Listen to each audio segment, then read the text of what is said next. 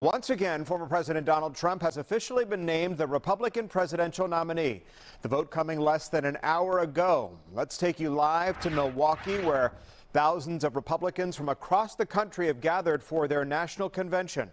Fox 5 anchor Russ Spencer joins us from the live desk. And Russ, the former president has also announced Ohio United States Senator JD Vance as his pick for vice president. Yes, only in his late 30s, Tom. It is Donald Trump's Republican Party. No question about that. That's been very much in evidence this afternoon as the convention gets underway in Milwaukee. During the roll call of the states, the party chairs have gone out of the way to top each other with superlatives about the once and they predict future president.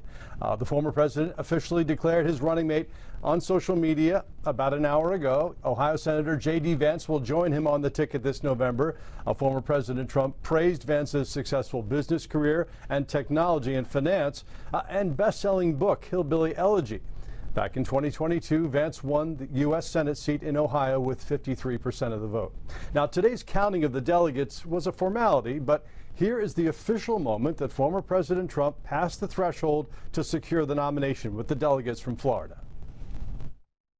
On behalf of our entire family and on behalf of the 125 delegates in the unbelievable state of Florida, we hereby nominate every single one of them for the greatest president that's ever lived, and that's Donald J. Trump,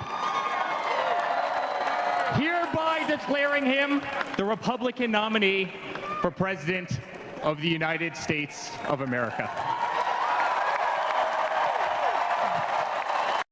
That, of course, was his son, Eric Trump, making the announcement in Milwaukee minutes ago. Both Florida Governor Ron DeSantis and UN Ambassador Nikki Haley competed in the Republican primaries and have since endorsed Mr. Trump.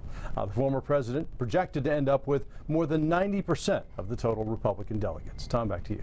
It's interesting because JD Vance hasn't always been a fan of the former president. No, 8 years ago, he called him in a text exchange with a friend America's Hitler, but he says he was wrong about the former president then, and he's very much in that MAGA attitude now.